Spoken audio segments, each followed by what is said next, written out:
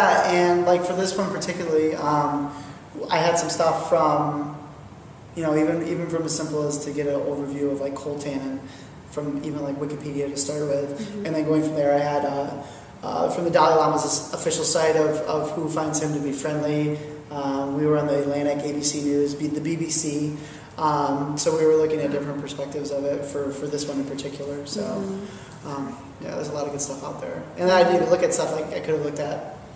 It's easy to go on Al Jazeera and they're writing the same type of articles on the BBC or the New York Times is writing. It's so easy to get out there and find stuff.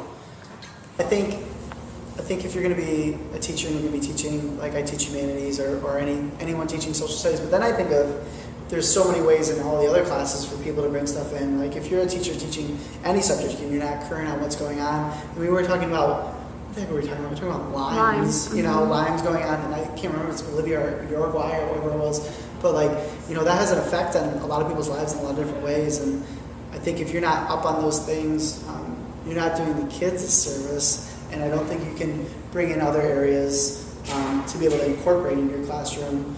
Like I think economics, you can easily bring that into a math classroom. I think the science of what we were talking about with coltan and how it works and what it is, and I think there was a lot of opportunity for a lesson like that to be used in a lot of other areas. So I try to think of the other areas and how can I bring that in. There's a lime shortage in the world, guys. It comes from a certain area in South America where they control about 85% of all the world's limes, and it is actually being controlled by a drug cartel. And a drug cartel is just basically like a really big gang with guns and money, and they make a lot of their money from drugs, and it's super violent. And a lot of times in these areas, I think of like Mexico and Venezuela and Colombia, they almost have more power than the actual governments.